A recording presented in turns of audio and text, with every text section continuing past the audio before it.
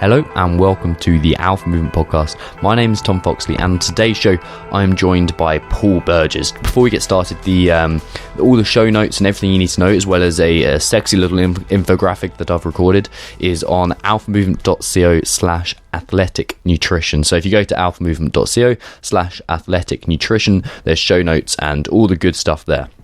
Now, the reason why you want to listen to Paul, the reason why he's a very interesting bloke, is because he takes a very different approach to a lot of the nutritional, a slightly nuanced approach to the nutritional advice that I've had on the show before.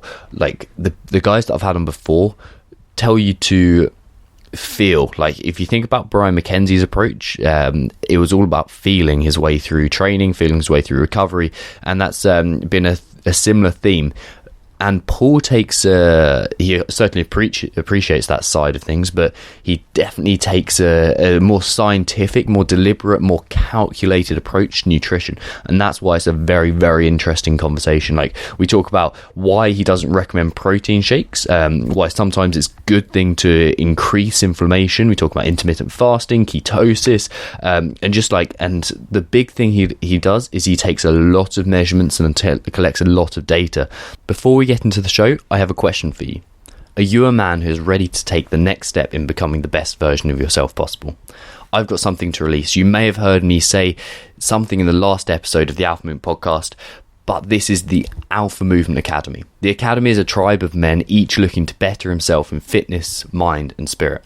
Using tactics and methodologies and one-to-one access of the guests that I have on the Alpha Movement podcast, from world-class record holders to Olympians and nutritional professors and mindset masters, you'll be guided and supported through every step of becoming the ultimate version of you. It doesn't matter where you are now. Everything in this course is designed to help you get stronger, fitter, healthier, and just better.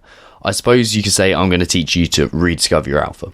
What you'll learn, and more importantly get shown how to implement whilst getting full support throughout, will not only make you fitter, faster, stronger, healthier, leaner and looking better, but will also give you more control over your life.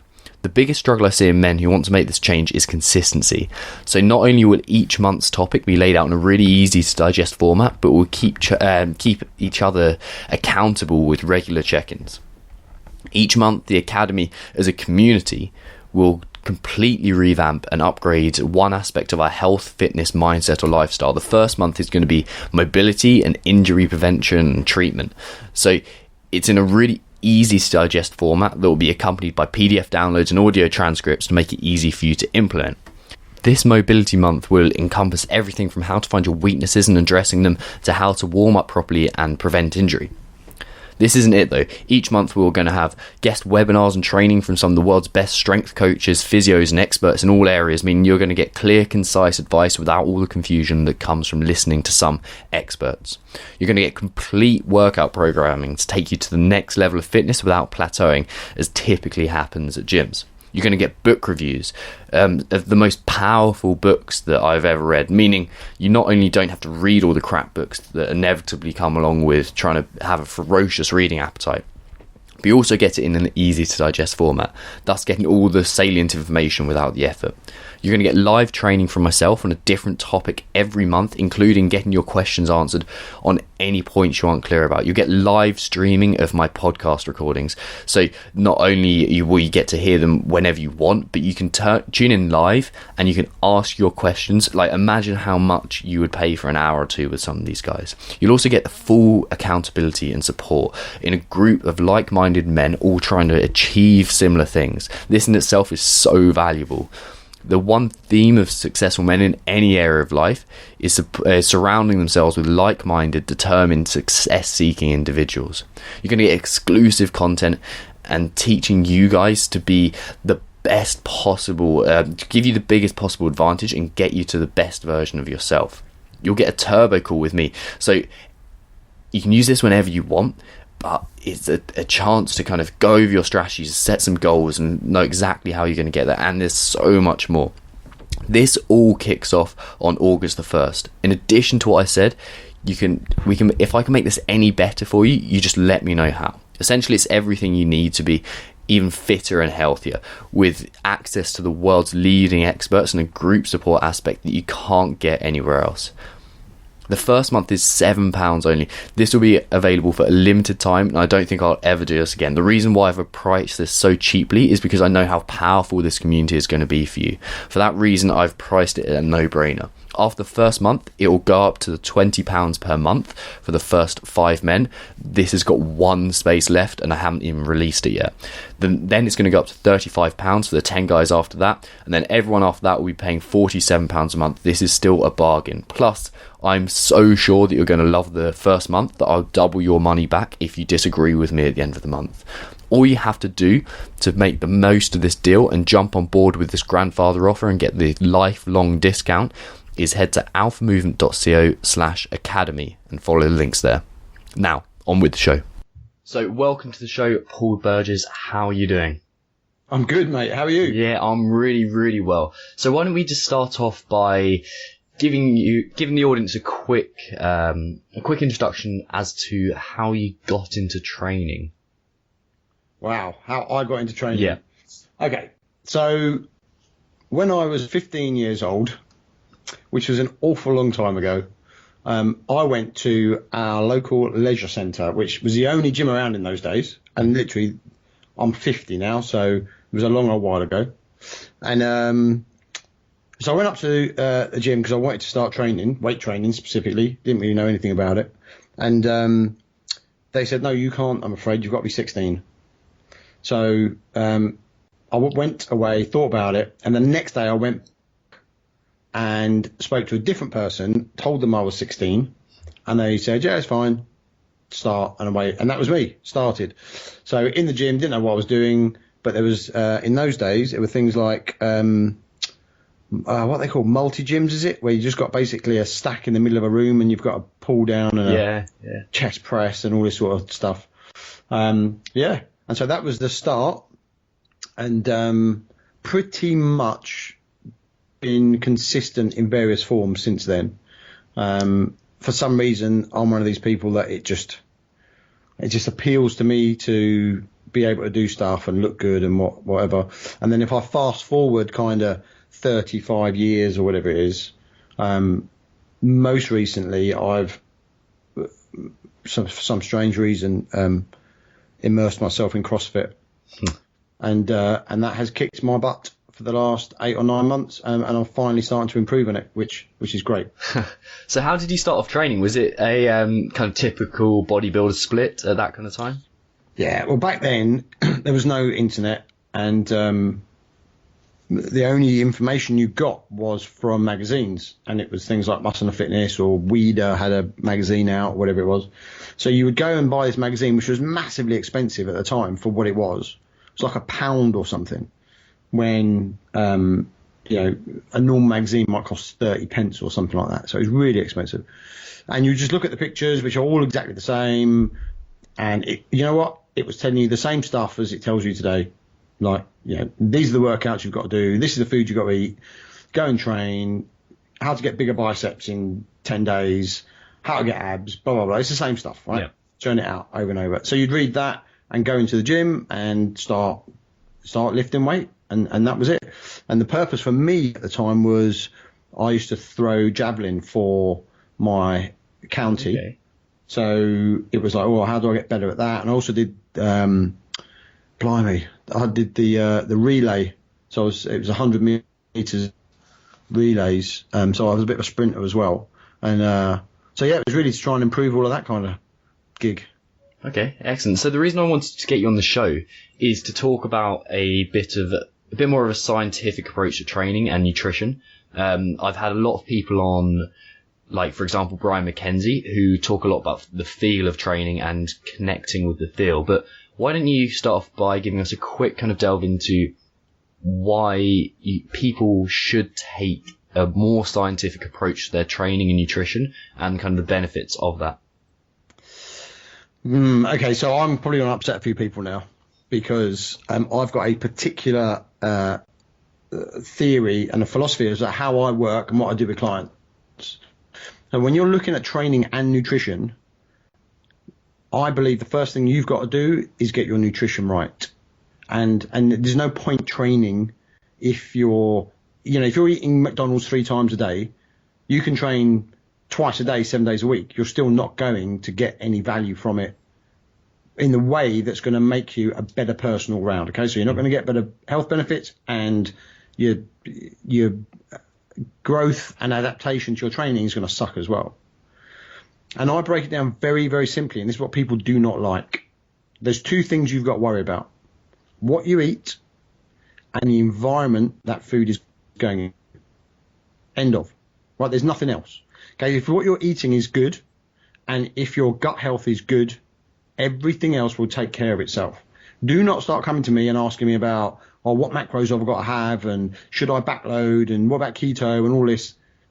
Just do the simple thing first, right? Eat the right food, get the gut health right. Until those are done, there's no point in moving on. Yep, you can do a bit of exercise, but you know what? The only exercise you need to do, if you're coming from a sedentary point of view or someone who's not already, massively experienced in any kind of sport or training, all the training you need to do is move, because most people don't. Okay, they get up in the morning, they get in the car, they drive to work, they sit at a desk all day, they get up in the evening, they drive home and sit and watch telly for 3 or 4 hours, go to bed, and put that on repeat for the next 20 years.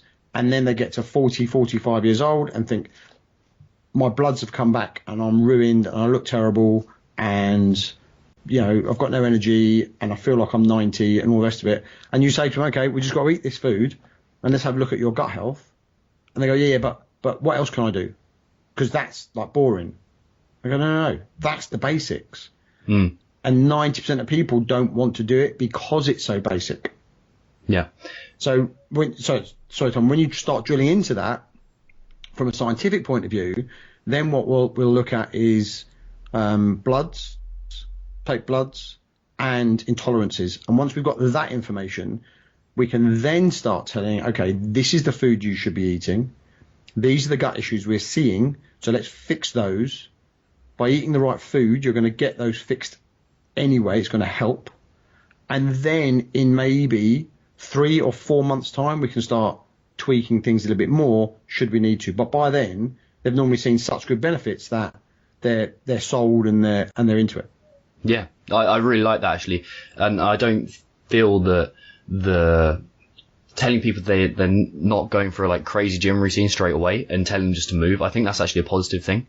Like, for example, I've seen on your website you did a bit of MMA and stuff like that. That is movement. Like, get people moving like that, and that's fundamental human movement there. But to go back to kind of your original, the starting point, if you will, what tests are you looking for, or how do you start looking at the gut biome and what's happening in there?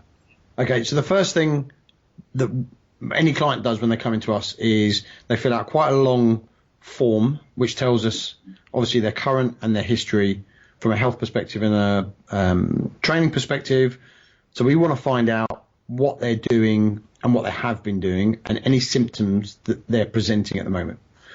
So then we look at a very detailed food diary, basically get them to fill out MyFitnessPal properly. Yeah. So they'll fill out MyFitnessPal and I'll look at it after a day or two. They're putting in stuff that is not going to make sense, or they're not weighing their food out, or they're not really taking it seriously, then they're going to get a call from me that says, scrap those last 2 days and start again, and you've got to do this accurately. I only want to do it for 7 days, but it gives us a really good understanding as to what they think is a good diet. We'll also take bloods, and the bloods will give us a lot of biomarkers as to inflammatory response, liver, kidneys, filtration rate, red blood cells, as well as a ton of other markers, vitamin D, so on and so forth. And a lot of that is going to show us if there's an inflammatory response going on. So we can take that information and see what is deficient or what's lacking and what's going to need support. And then we also do an IgG4 reactivity test. So that's a food intolerance test, which is very, very reliable. You can reproduce it. It comes up to 93.5% reproducibility. Now, that's going to tell us any major reactions to foods that you're eating. Once we've got all that information together, which is a lot, then we're able to sit down and okay, this is how we see things are panning out. So then we can look at the intolerances, take out all the food that are causing problems, only use foods that are non-reactive to your particular gut, supplement with anything we need to. If there's candida in there, we want to get rid of that.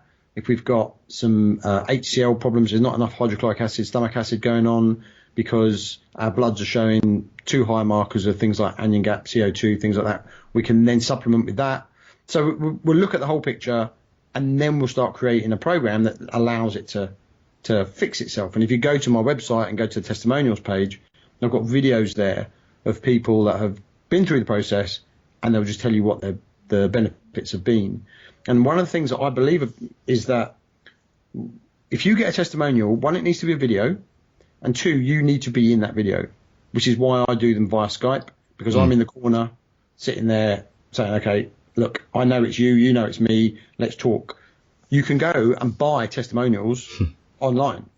Yeah. Right? And I get thousands of them, and there's no point to it. But what you need to do is find people that turn around and saying, look, we want to look at the basics, we want to get that right, and once the health's right, everything else will fall into place.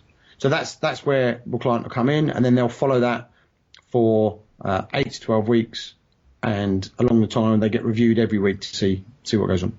What are the most common issues that you're seeing with people where, like, most of the people that listen to this show will be guys who are kind of fairly A-type personalities, fairly driven, looking to improve.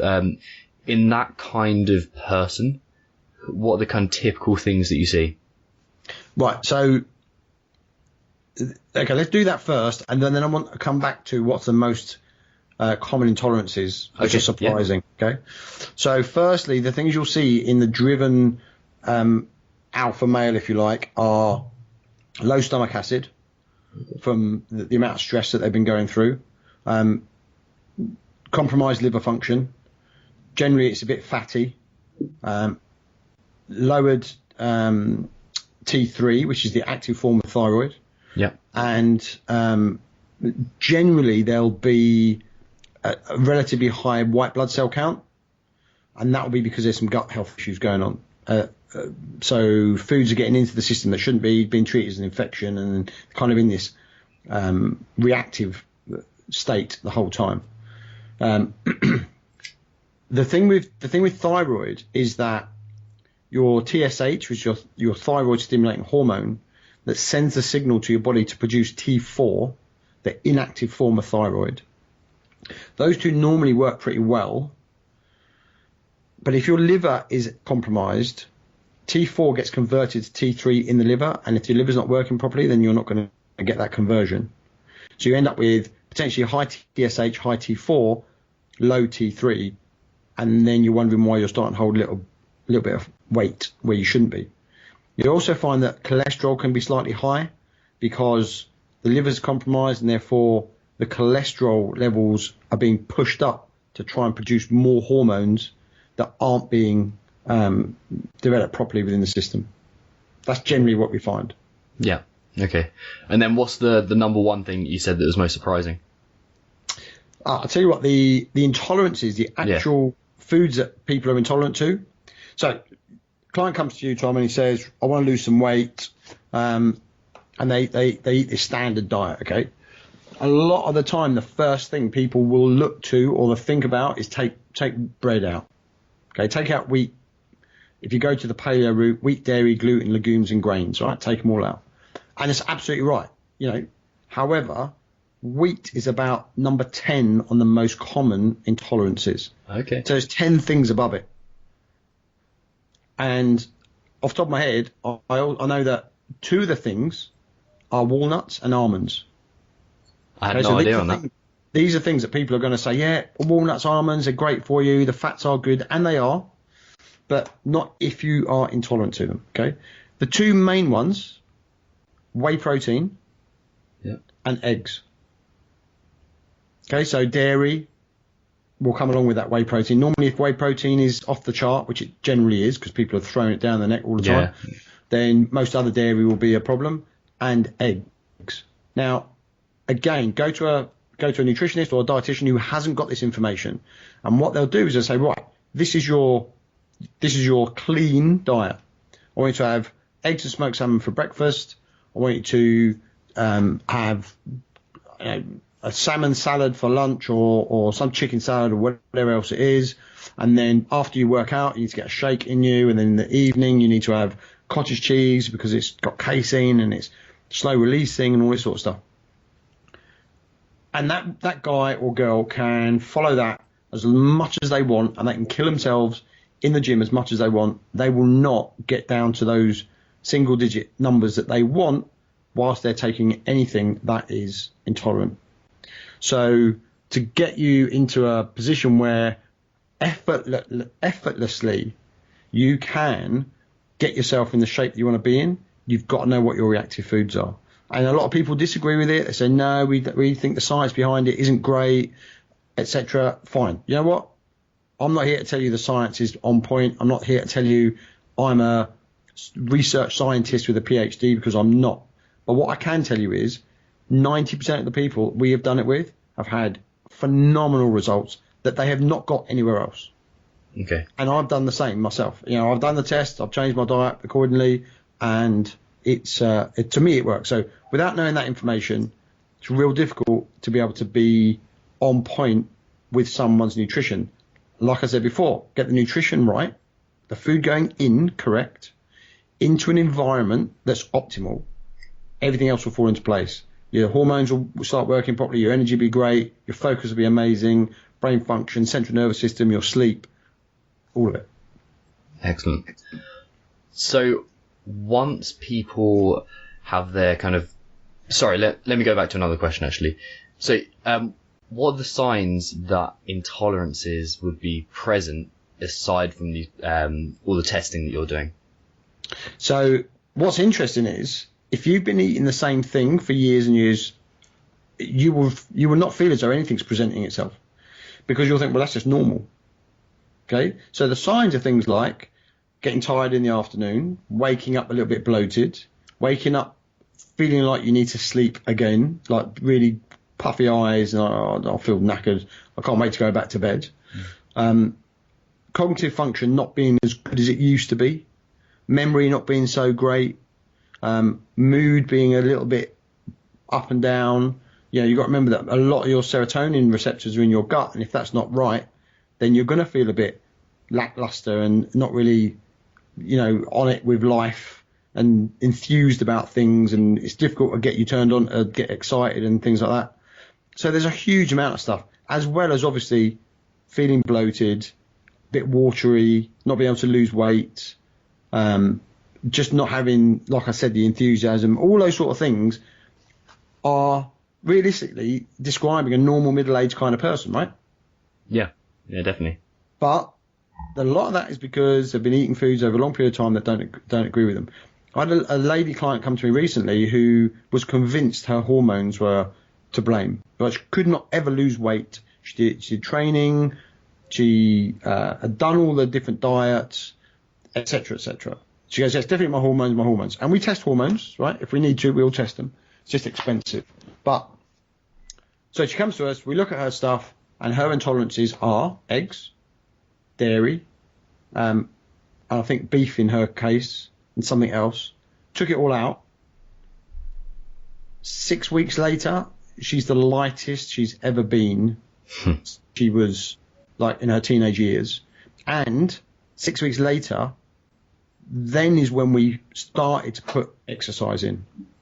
And I wanted purposely for her not to do any exercise until we'd stabilised that weight, until that had plateaued. And she got to a point where she'd never been as light because of that. And she was eating eggs, I don't know, 3 or 4 times a week, which is not massive. A lot of people eat 10 eggs a day and all this sort of nonsense. But she was doing it enough just to keep that inflammatory response going, along with some other bits and pieces she was eating.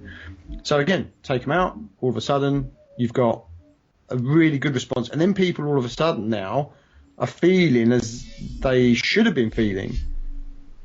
Then you go and say to them, go and eat some eggs, and they go and they try it and they go, oh, I'm never doing that again, I feel terrible. That's how you felt all the time before. Yeah. But you thought it was normal. Yeah. So, you know, just because you're not necessarily feel as though you're presenting something doesn't mean it's not going on.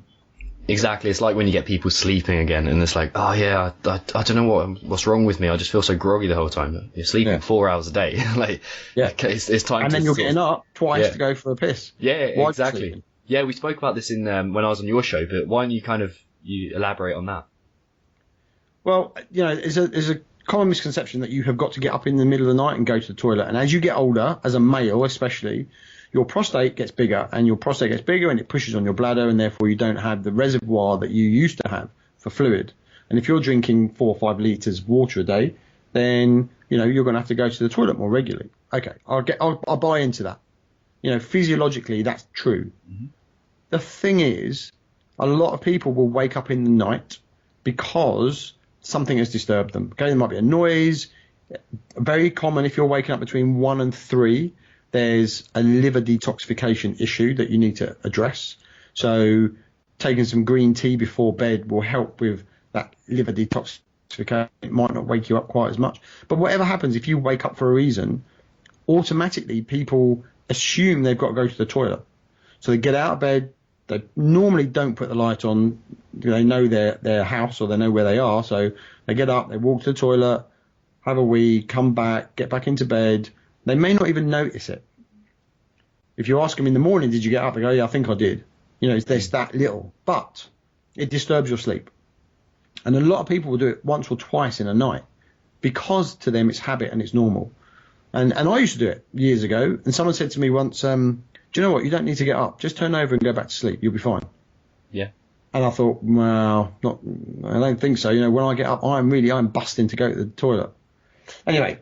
So I tried it, and guess what? I wasn't busting to go to the toilet. Turned over, went back to bed, and I think for the last 8 or 10 years, I probably haven't been maybe more than 2 or 3 times in the middle of the night if I've had a load of fluid quite close to sleep. Other than that, I just don't bother. And, again, I'm going to bring age into it. If you are getting into your prime of your life around that 40, 50-year-old mark, and you think that you're going to be getting up and going to the toilet, you don't have to.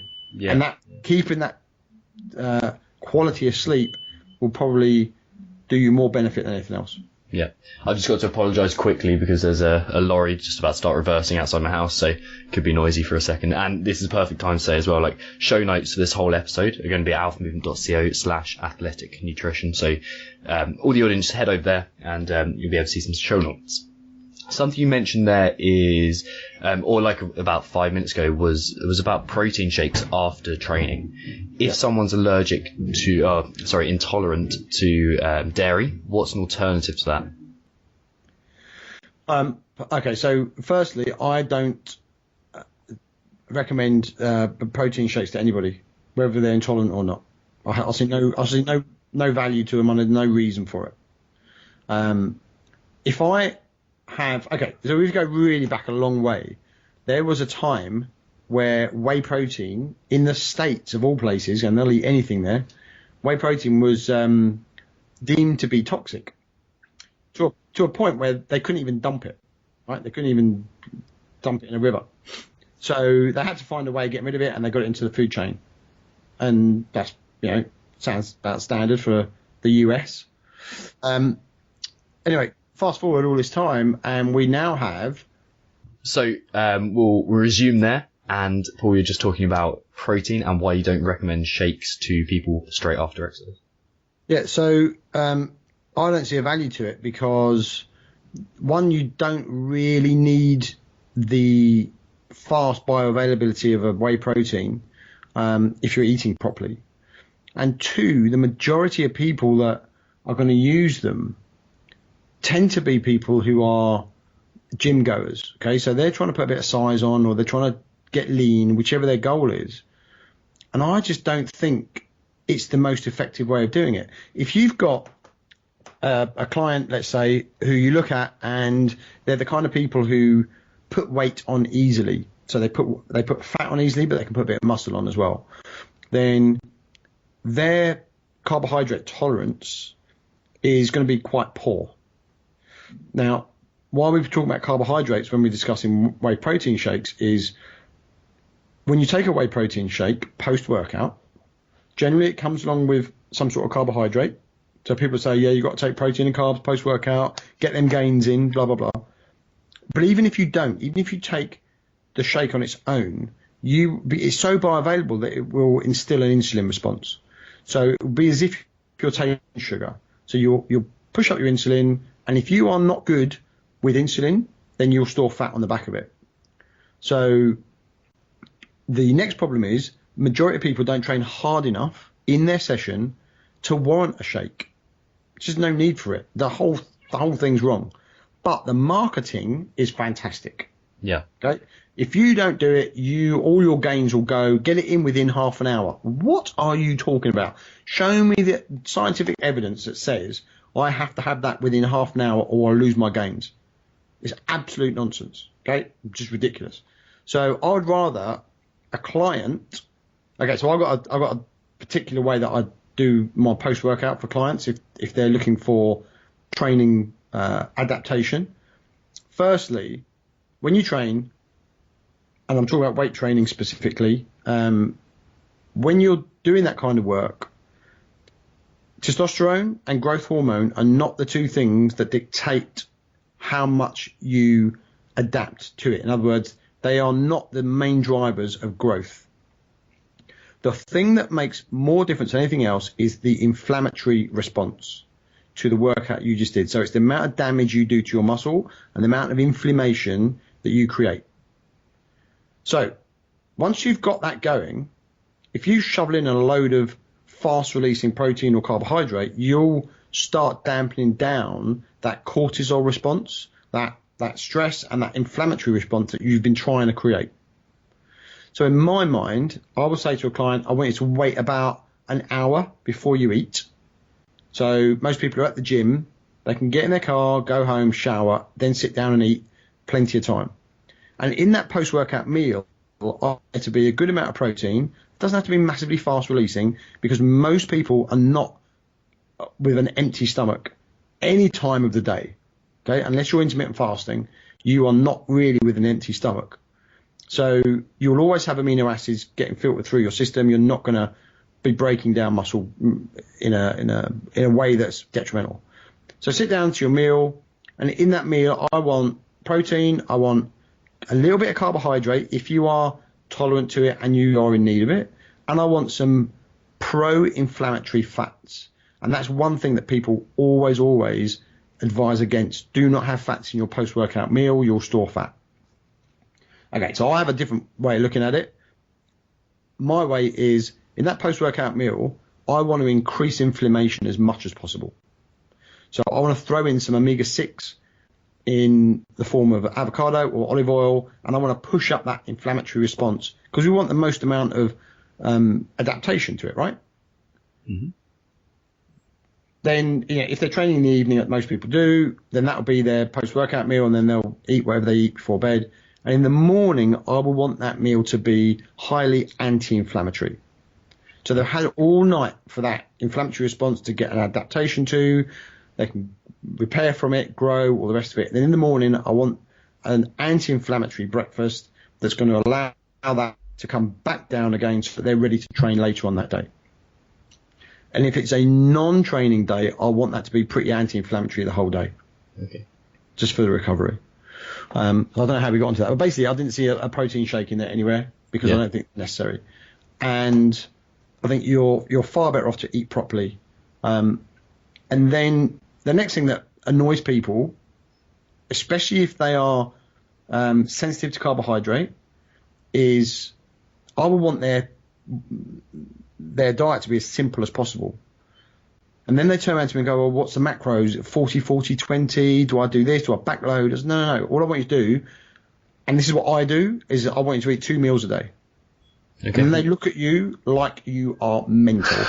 Right? What kind of timings are those meals?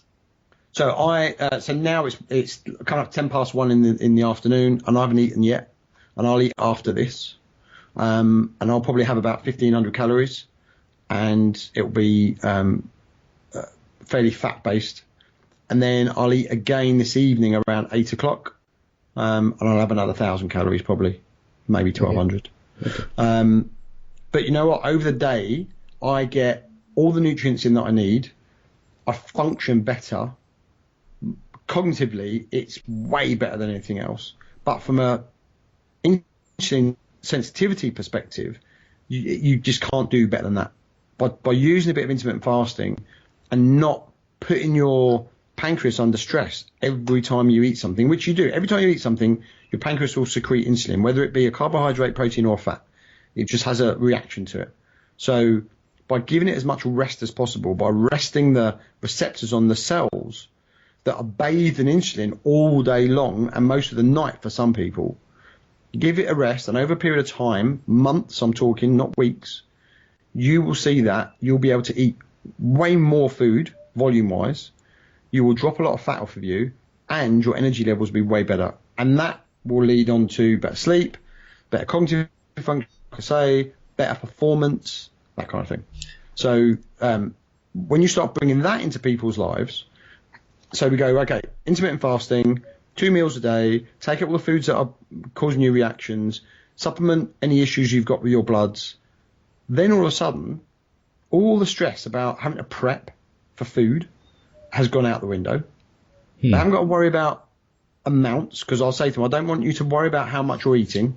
I did this last week, and I got a text this morning from a client of mine who just basically said, because every week you've got to check in and give me your numbers. I need to know your weight, your measurements, how you've been feeling, how's your digestion, how's your sleep, how's your cognitive function, etc., etc. So he sends me a text, and it says something like, can't believe it. Last week I was 192 pounds. This week I'm 185. And all he did was just take out foods that were intolerant, causing problems. And I said to him specifically, and he comes from a relatively educated background when it comes to nutrition. I said, I don't want you to count any macros. I don't want you to count any calories. Just eat as much as you want twice a day. Do it at 1 o'clock, do it at 8 o'clock, and just make sure you stick with those foods. He's got more energy, training harder, and in a week he's lost half a stone on there. That's impressive. It's not unusual, that's the thing, because the majority of that's going to be bloat and inflammatory from all the crap he was eating before, even though it wasn't crap, but he was having whey shakes, he was eating Quest bars and all that kind of stuff that the industry makes you think are a great alternative, and realistically, it's going to cause you problems. Yeah. Simple. Where would you get someone to start with their testing? Like, if say that they only had the money to get one sort of test, where would they start? So the first thing I would do is get your food intolerance done, and do it properly. Don't do a hair analysis or a saliva analysis, because it will not work. If you send in 2 hair analysis, both with one with Tom Foxley and one with Tom Smith on it, both from you, you'll get 2 different results back. They will vary too much for it to be accurate enough. So you need to get your bloods done, and it needs to be what's called either an MRT, mediator resonance test, or it needs to be IgG4. Preference is an IgG4, which is basically a 3-month window, 3-month reactivity to your foods. And they normally do a panel of about 100 foods, which are the most common. A lot of people will generally eat no more than 20, 25 different ingredients. Yeah. So, you know, they know what they like. It's like I don't go anymore, but if you go to a Chinese restaurant, there's like 100 things on the menu. Yeah, people choose 2 or 3 things. The same things. Yeah. Every week. Yeah. Right? There's no different. So they tend to have quite a narrow variety of foods. So when you're testing 100 foods, you're pretty much hitting up most of it. Yeah. And then go to your doctor and get the most comprehensive blood test you can get. And they will refuse, and they will kick and scream, and they will not want to do it because it costs them money. Yeah. But you have to go in symptomatic. In other words, you've got to go in and say, this is how I feel, this is what's happening to me, blah, blah, blah, blah. And then they will say, okay, well, we'll test it. Yeah. If you can get a really good blood panel done from your doctor for free, then fantastic. And then we'll do the intolerances, and the 2 of them we can match up and see where your plan's going to be. When you talk about intolerances, what we generally find is people that have a reaction to things like kidney beans and green beans tend to have some gut issues as well. lectins and legumes, that kind of thing, are going to cause them, and then normally comes up in their bloods, so you can see that correlation. But if you go to a doctor, and I get clients sending me their bloods all the time, the range that a doctor will look at will be so wide that you will find a lot of people go to the doctor and they say, look, I've got this problem. Doctor takes their bloods. They're well within the range. And so the doctor says, well, we don't know what's wrong with you because your bloods are fine. And then you turn around and say, well, I've still got the problem, so there's something got to be wrong. The range that we use is much narrower. So we look at an optimum range, which means that when people are sat in that range, they are asymptomatic. They've got no symptoms, and therefore they're healthiest.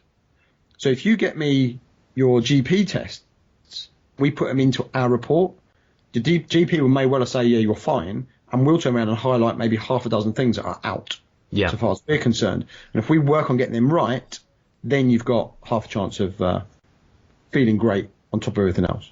Yeah, personally, that exact same thing has happened to me. I went to the doctor to try and get exactly what you said done. Obviously, it's quite nice to have the NHS there for that particular reason, going and with a few exacerbated symptoms and see what happens. And they're like, yeah, everything's fine. I looked, that's not fine. That's like, it even says it's not fine on there. Like, they're just dealing with the general population as opposed to, stopping people dying as opposed to optimizing people. I think there's a huge difference there. Absolutely. Sorry, Tom, let me very quickly give you some information as to why I started doing this. Many years ago, I went to the doctor, got my bloods done, and it came back with high liver enzymes. So I went to the doctor, or they even call you in and say, look, we want to talk about this result. So I go in, they say, yeah, your liver enzymes are high. I said, fine, okay, what do I do about that? And they said, just get another test. And so what do you mean? Go, yeah, just test it again. So fine. So I test it again. Guess what? High liver enzymes. Okay, what do we do? And the doctor honestly looked at me and went, okay, I'm not sure, but you might need to get another test.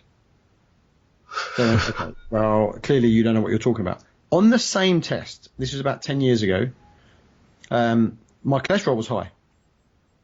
And so the doctor who, is a GP and has their heart in the right place, but is just misinformed so far as I'm concerned, turns around to me and says, and your cholesterol's high. So I said to her, okay, which one?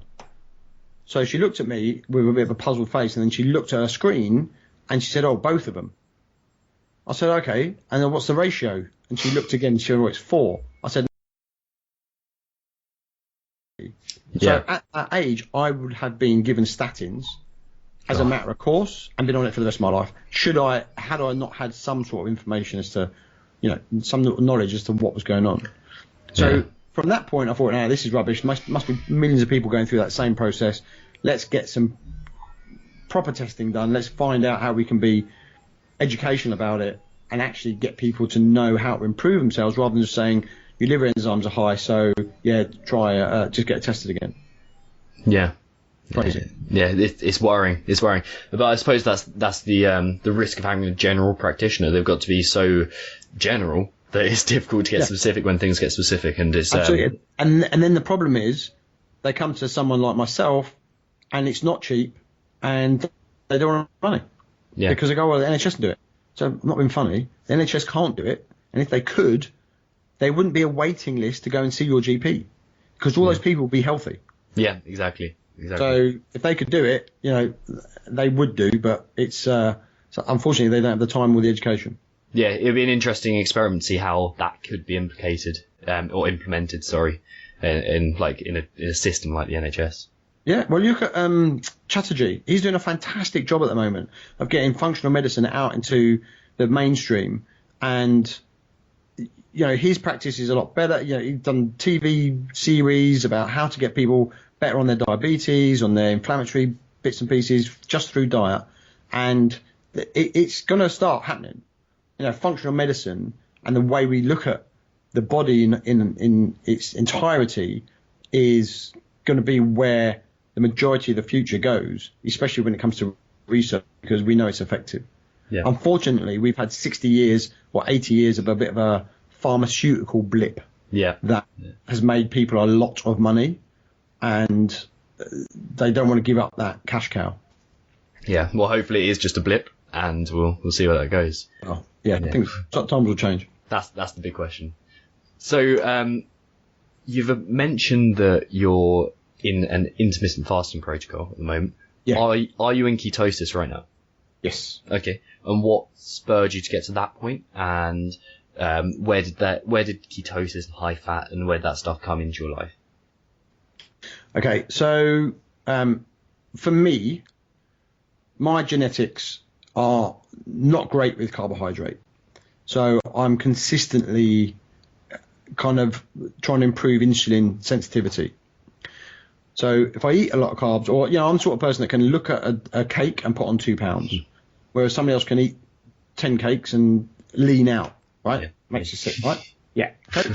So if you want to put size on, like you were saying in your podcast with Dominic D'Agostino, you were getting to a point where you were having to force feed yourself so much food that it became unpleasant and inconvenient. Yeah. And really, is that healthy? Nah, not so much. Right? Especially in terms of lifestyle. Yeah, but also look at the goals and look at the type of person and the type of body type someone's got. So if your goals are to get massive and hench, unless you're going to start taking steroids, naturally it's going to be a very unpleasant goal for you to try and achieve. It's not something that is going to be conducive to you from a genetic perspective. So if your goal is to be really good at performance, say you want to be good at performance during CrossFit, say, right? Mm-hmm. If you focus on the performance and fueling the performance, that's a totally different thing. The byproduct of that is that you will achieve that goal much better because you're not trying to force your genetics into something they don't want to do. So for me, if I want to be lean, then I need to be very careful with managing my insulin sensitivity. So the other thing that does, obviously, it helps with your liver function and that kind of thing. So for me, the best way to improve or support liver function and insulin sensitivity is intermittent fasting. And I started doing that a while ago and found it very useful. One, like I say, it stops you having to prep meals. But two, what's most interesting for me is people with my body type, which are the guys that put the weight on easy, we tend to like to eat a lot. So I don't want to eat 300 calories for breakfast because I will be hungry once I've eaten that, and I will start looking around for other food to eat. Then my life becomes a battle of discipline of, right, and you will know so many people that do this. They are clock watching until their next meal. Oh, my next meal is in 2 hours. Right. And they're twiddling their thumbs. Or what can I do? Oh, I'll drink more water. Or and the next meal comes. It's another 300 or 400 calories, and it's gone in 30 seconds because you're so starving, and it's just nonsense. Yeah. When I intermittent fast, like I said, my first meal today will be around 1,200, 1,500 calories. I can tell you now, I won't be hungry after that. So I like the feeling of being stuffed and eating a good amount of food. I will not then be hungry until later on tonight. So I will eat soon, and then I won't have anything else until about an hour before I train tonight. So I've got CrossFit tonight for an hour at 6:30. About an hour beforehand, I will take a non-caffeinated pre-workout, some beta-hydroxybutyrate, which are ketones, and some C8 caprylic acid. Both of those are known to bump ketones up. And then that's the I'll use during that workout. And then when I come back, I'll eat again, probably another 1,000, 1,200 calories. So it would be a big old meal. And in actual fact, when I get back tonight, I've got another podcast to do with a guy in the States. And so that I will probably end up eating that meal quite late. Do you know what? I don't care. Tomorrow I won't eat till 2 o'clock in the afternoon. No big deal. But the reason I went keto in the end was because I found that taking the carbohydrate out completely allowed me to stabilize my blood sugar far better. Okay. Now, it's not for everyone, I can tell you now, but for me it works really well. And the things that I found is that I can manage ketosis just on diet. I don't need huge amounts of supplements. But but there are certain things that I need to stick to. One is I do take some what you'd call glucose disposal agents. So supplements that will allow glucose out of the blood and into the cells, things like cinnamon, alpha-lipoic acid, that kind of stuff. That helps just get rid of glucose, because there will be some made. You need to stay off the stimulants, so try and stay off of caffeinated coffee for sure if you can. I'm still not at a point where I can do that as much as I want to. I'll still have 1 or 2 in the morning, small ones.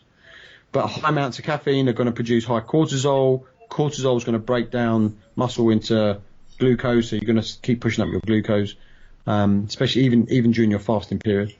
And I find that I can maintain around 1.5 to 2.5 millimolar reading on my ketones just with dieting.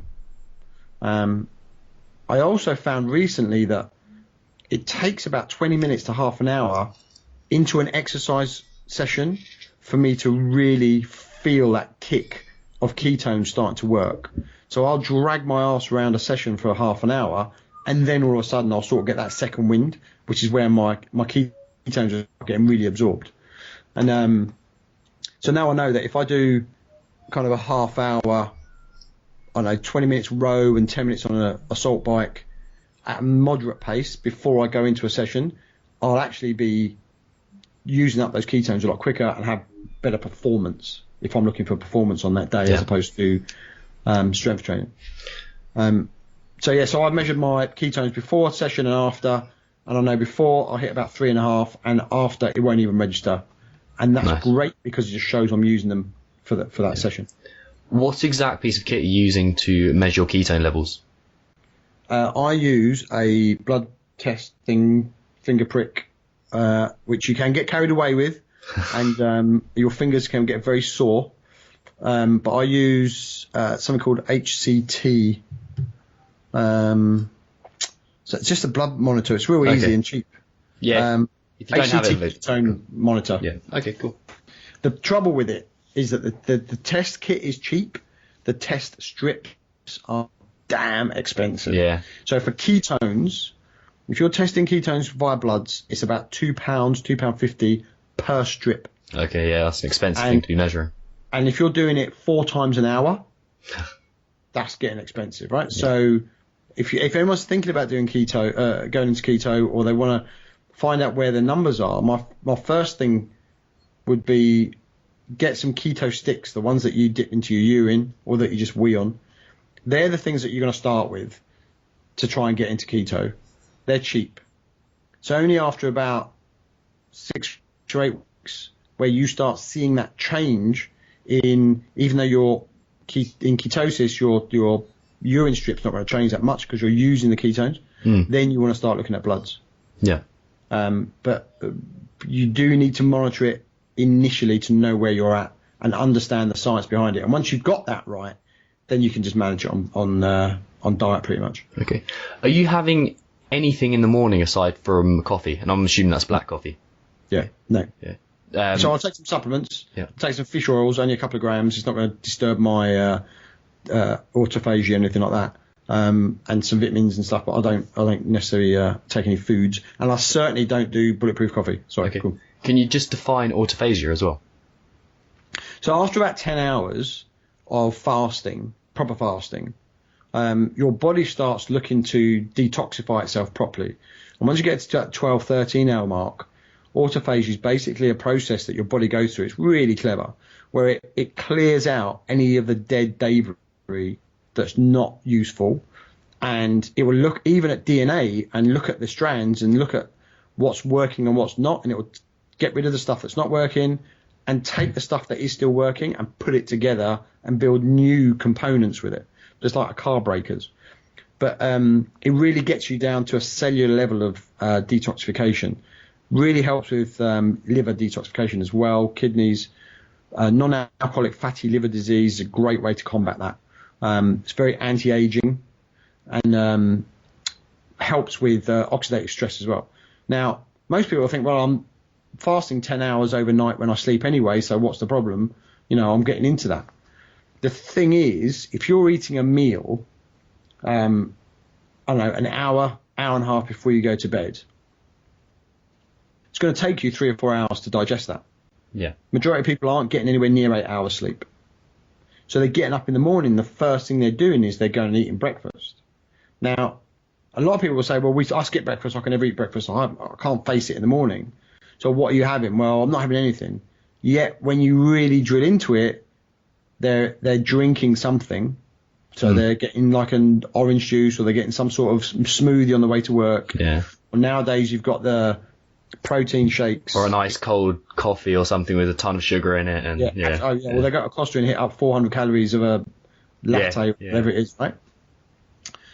And then they'll eat a little bit later on. So you're not really getting that 12, 15, 16-hour fasting time.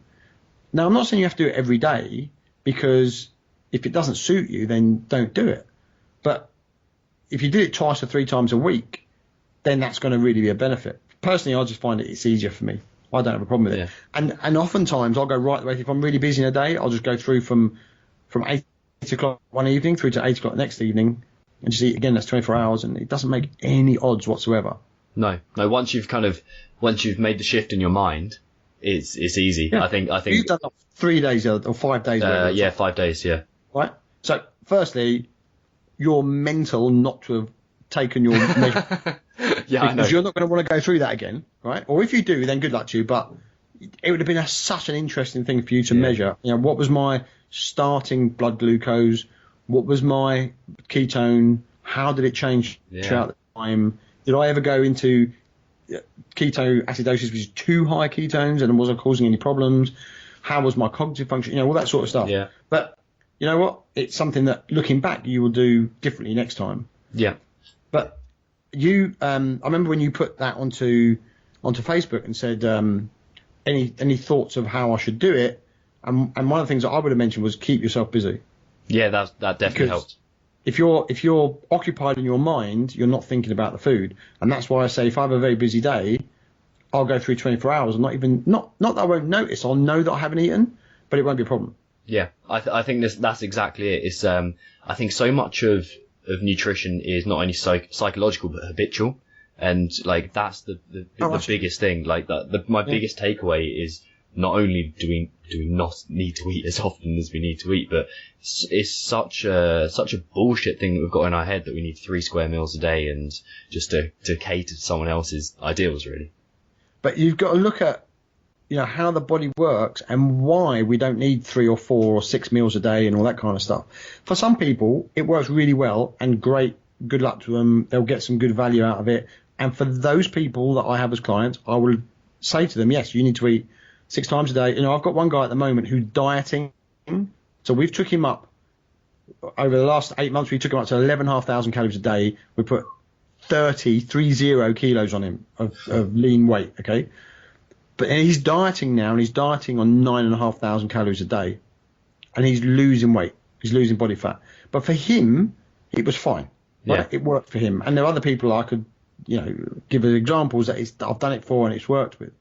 But for the majority of people that just want to have a healthy life, so we're in the health business, right? We're not in Olympic performance, because that's not what, you know. Oh, it's the opposite of health. Yeah. And having said that, I've had Olympic athletes, but my majority of my business is about health. So if eating a couple of times a day and eating the right foods is going to make you healthier than anything else, then that's what I'm going to suggest. And if you look at have you looked at Blue Zones? No, I haven't. Have you heard of it? No.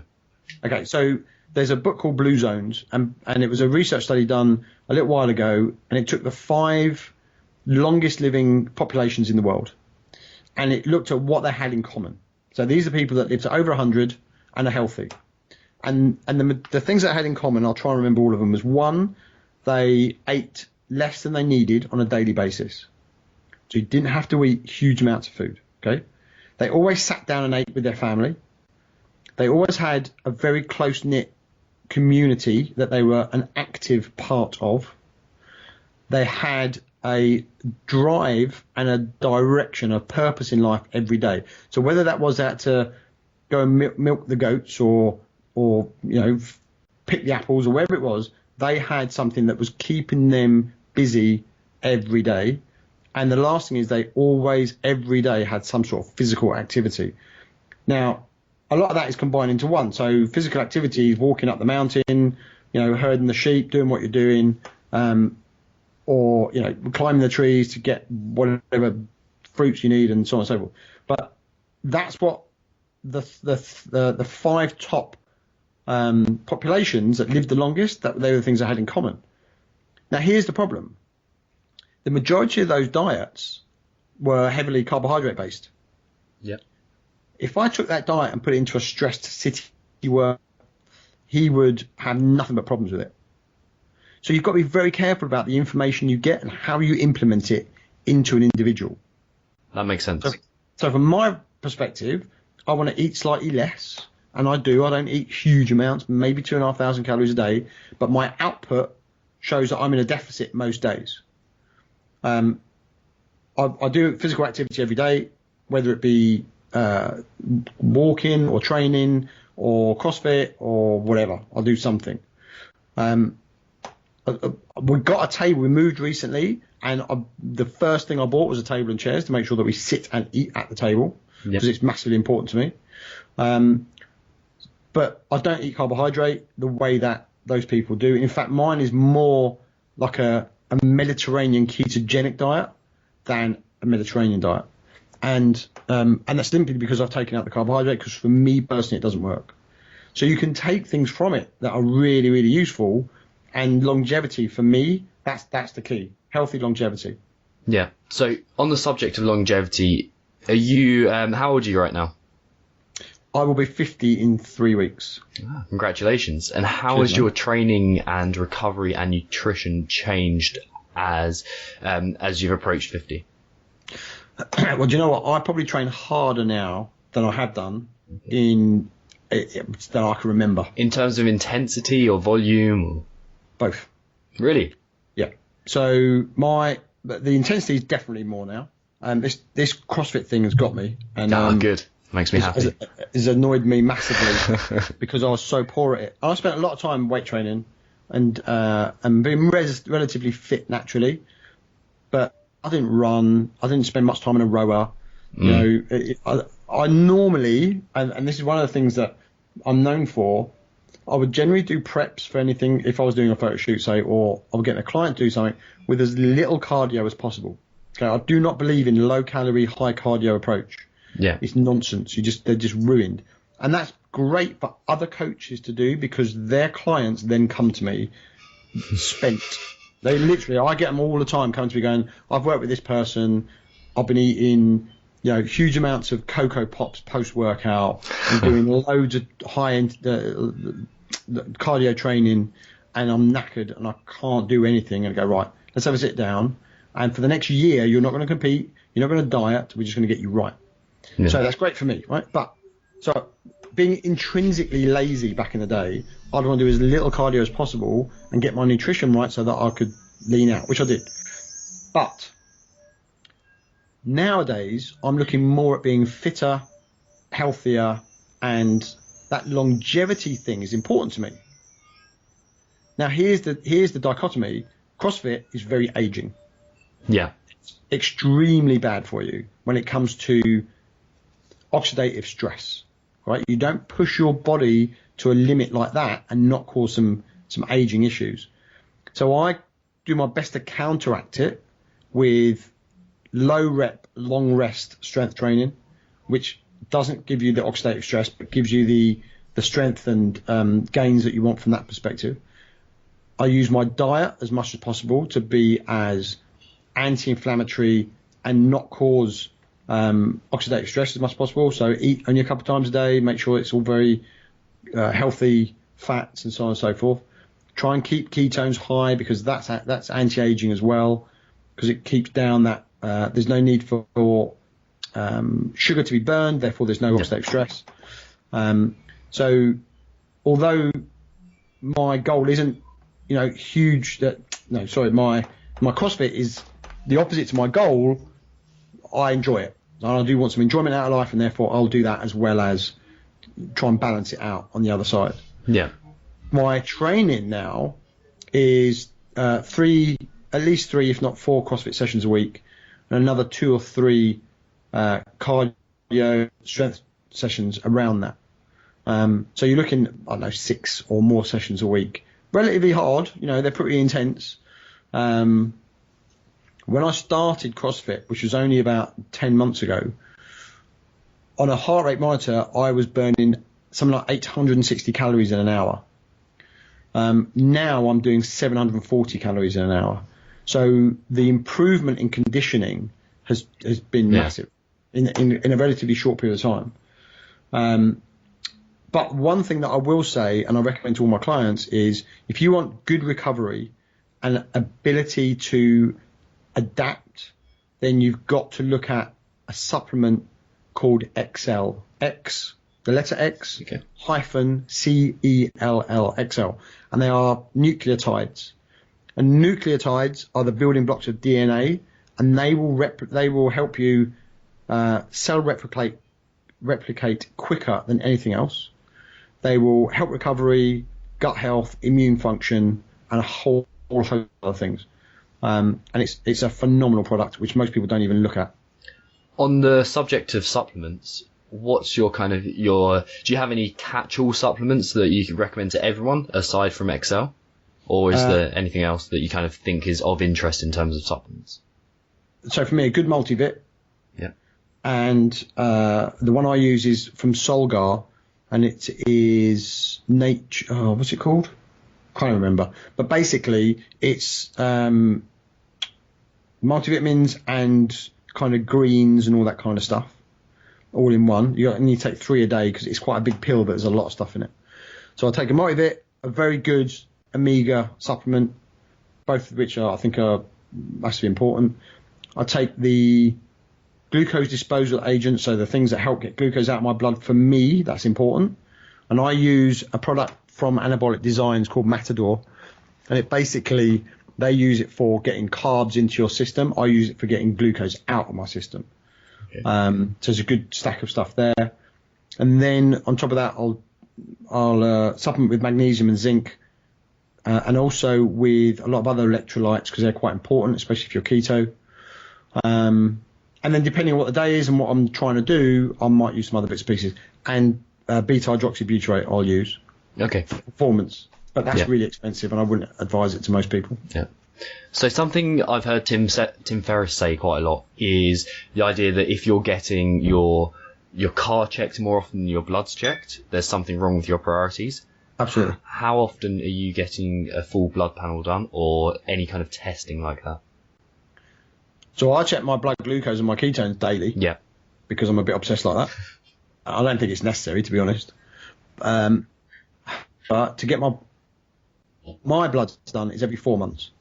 Yeah. But for a client, I would suggest, get a real good one done initially, and then test the ones that you've got to work on. So the problem areas, test them every 3 months until they're on point, and then you can just do them once every 6 months or even once a year if you want.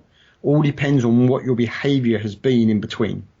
Okay. So if you've been training really hard, if you try to get to the CrossFit Games and you've been stressing your body out and all the rest of it, I'd get them done much more regularly. But if you're just living a normal life, in inverted commas, and you know that you're managing your stress levels and your sleep and your diet and so on, then once every 6 months, once a year, unless some sort of symptom comes up, is more than enough. Sweet. That's interesting. It's just expensive, that's all. Yeah, definitely. To do it right. Who's the first person you think of when you hear the word successful? Richard Branson. Okay. Anyone that lives on an island, works on the beach with a laptop and 2 PAs, runs 60,000 employees in multiple global companies, and has done since the 60s, you've got to look at and say he's pretty much got a good balanced life. Yeah, and he's happy. That's the important thing. Like, you look at him and you say, absolutely. I could say Philip Green, but that man's not a happy boy at the moment.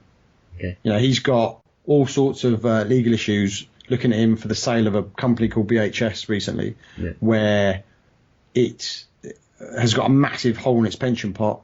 And if people look at money as success, then they need to adjust their view of success in my mind. Okay. And are there any daily routines you follow aside from intermittent fasting that you think affect your health or your life positively, obviously? Warm water with lemon in the morning. First thing. Why is that? Love that. It's great for liver detox. It's great for getting rid of mucus and stuff in the body if you've got any. So it's a great way to start the day. I know a lot of people and ah about it, but you know what? Do it, and if you feel better on it, keep doing it. If you don't like it, then don't. Matcha Green Tea is also another good one. High antioxidant, helps a little bit with metabolism, and is an all-round good egg. Binaural beats, yes, I use, which I think are pretty cool and non-harmful, but I do like them. In which capacity do you use them? Do you use them to get to sleep, or do you use them to concentrate? Or I use them in all sorts. I don't use anything to go to sleep. By the end of the day, I'm normally in a position where I want to go to sleep. Yeah, which is good. I don't want to be wired at night. I want everything to be dealt with in my head. I want to sat down and go, right, now I'm going to go to bed and I'm not going to worry about it, which I don't worry about stuff much anyway. So I use it in the morning, first thing. It's great to get your brain firing off in a creativity kind of space. Sometimes I'll just have it on while I'm working on my computer, because you can use it for all different bits and pieces like that. And I just think they're a great thing to have around, and if they work, great, and if they don't, then it's done me no harm. Exactly. The thing that I'm trying to find that works properly, and I'm struggling with, are nootropics. Ah, that's interesting. And I know you have a bit of an interest in that as well. So I spoke to Jesse Lawler a while ago, who runs a nootropic site in the States. And I also had on my podcast a guy called Matt Willis, who has dabbled with it in the past, along with other things. And I'm still trying to find something that works well, and that's not massively, because the majority of them are. You can get things like Onnit from, I think it's called Brain Fuel from Alpha Onnit. Brain, yeah. Alpha Brain, that's it. I know Mike Morelli's just brought one out called Thrive, which is all herbal. And I've tried a lot of them, and they haven't worked particularly well. I haven't noticed anything huge off of it. Some of their racetams I've tried, I haven't really felt have been beneficial. Now we're getting into more pharmaceutical type stuff. Have you ever tried modafinil?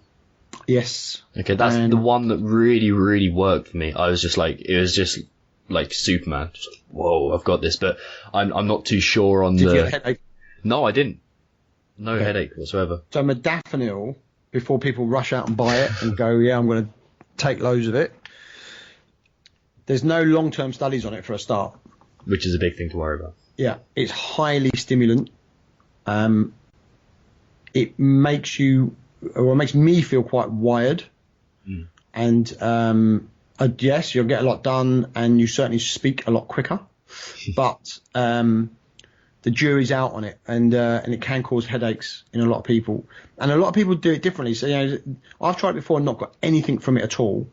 And then I try a slightly different one, and I get a little bit of benefit from it, but I'm not sure I like the feeling of it. It's not a clean improvement for me. There seems to be some jittery stuff going on, and that's not the kind of thing I'm looking for. However, a lot of people get great benefits from it, like yourself. Yeah. And other people will take it and get no benefit. So everybody's individual. Neuropept is another one that I kind of get different effects from. But it's just other stuff that I'm just trying to tweak things to make me kind of the best 50-year-old I can be. Basically. So you mentioned again that you're 50. What would you? I'm 50. Say you've got a phone call back to your 20-year-old self. What would you have told him? I'll tell him there's no shortcuts. Okay. Why do you say that? Because there aren't any. And I thought about that. It's interesting you say that, because I thought that about 6 months ago. That exact thing. If I was to go back to my 16-year-old self and give them some advice, that would be what it is. because there aren't any shortcuts, right? If you try and take shortcuts in business, you're just going to go down dead ends, right? You look at the people, if you go back, you can't because you're not old enough, but if I go back to the people that were around me at that time that I'm still in contact with, the people that did well are the ones that put their stake in the ground and just ploughed on and worked hard. They weren't the ones that tried to do a quick deal here and make some money, or a quick deal there, or be clever, because those people had a very up and down ride, as I did, because I did a lot of that, and got you nowhere fast. Because generally, if you're trying to make a quick buck, there's a very quick way of losing it as well, or it just doesn't work. And I know people right now trying to do that same thing, and they've been waiting years, literally, for payouts on stuff that in my mind is never going to happen. So don't take shortcuts on business. Don't take shortcuts on your health. Don't take shortcuts on, so when I come to health, it's things like, you know what, unless you're going to be on Olympia stage, steroids ain't going to do you no good. Okay? Yeah. Especially if you're in your 20s. Come the fuck on. Seriously, right? You're not going to improve your testosterone profile and your nutrient uptake by taking gear at that age unless you've completely rinsed out every other opportunity, every other benefit from your natural self. Don't bother taking shortcuts with relationships either, because that ain't going to work. So my one thing is, don't take shortcuts. That alone will be worth listening to this podcast. Yeah, I 100% agree. And I also think that the grind and the hard stuff and the daily slog is something to embrace, because as you alluded to, and as you clearly pointed out, actually, that is the thing that's going to take you closer. Those small, repeatable actions, the daily slog, the kind of the grind is the thing to embrace and to enjoy. Well, it makes you who you are, but more importantly, where are you trying to go? Where are you trying to get to? And who cares? Because you're not going to be there yet, if ever, because that end result isn't important. What's important is how you feel today. Do you feel as though you're being your best person you can be today? Do you feel as though you're achieving something today? Do you feel as though the people you're speaking with, you're getting value from today? Do you feel as though where you live, the community you're around, the food that you're eating, and the energy you've got, do you feel as though that is optimal today? Because it doesn't matter what happens tomorrow, because it might not come. Yeah. So if you're planning 10 years down the line, have it in mind, but don't worry about it so much, because you're going to miss the 10 years on the way because you're not focusing on what's your day today. Yeah, exactly. Do you know what I mean? And if you miss that day, you're never getting it back. What's the point? Do you have a meditation practice or anything like that? I do like a bit of meditation myself. Okay. And what does that look like? I use Headspace. Yeah. And there's another one called Calm, both those apps. And depending on how I feel and what I fancy doing, I will pop that on for anywhere between 10 minutes and half an hour. I tend not to do more than half an hour because I'm just busy. And I've never found an hour that I can just sit there and do the meditation that I can't be doing something else that's productive as well. So I will allocate time to certain things. But yeah, love meditation. I think it's brilliant and really helps with health and, again, longevity and cellular function in my mind. Yeah. Have you ever tried Wim Hof Method? No. Oh, give it a go. Just give it one go. See how you feel. Explain it to me. So Wim Hof Method is a breath hold technique. Essentially, you hyperventilate to begin with. I think it's Andy Galpin called it circular hyperventilation. So it's just scrubbing CO2 essentially, and then just full exhale, hold your breath as long as you can. I like to use that for a bit of mindsets, like visualization type stuff at the same time. So I'm kind of more bang for my buck. So you just go full exhale, and then full inhale and hold for as long as you can, and then just repeat. And it is just like a key into a deep meditative state. It's phenomenal. It's like, I honestly give it 2 or 3 goes and just see how you feel at the end of that. It's really good. Put it in the show notes and I'll look it up. I will do. It's in my show notes for everything, because I always seem to bring it up. Yeah, good. Cool. Excellent. And Paul, where can people find out more about you?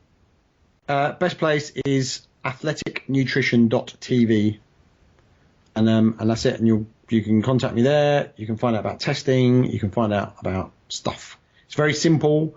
It's not a hugely educational website because everyone's different. So if I try to put that up, all you'll find is people getting confused. But it covers a little bit about DNA tests, a little bit about bloods, a little bit about intolerances, a little bit about me. And if you want to get in contact, give us a shout. Or you can find me Facebook, Twitter, most places really. Excellent. Cool. Thank you so much for jumping in straight. It's genuinely a very enjoyable conversation. So thank you very much. Thank you for listening to another episode of the Alpha Movement podcast. So to get all today's show notes, head over to alphamovement.co/athletic nutrition. And there's also a sexy little infographic like I mentioned before.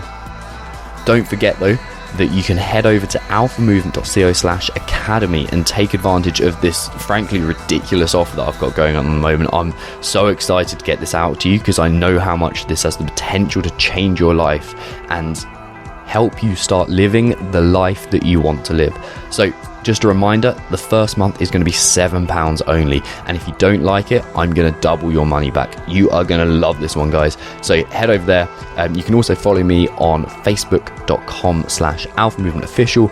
You can find us on the internet, obviously alphamovement.co. You can find me, Tom Foxley, all over Facebook and Instagram, and I'll see you soon for another episode of the Alpha Movement podcast.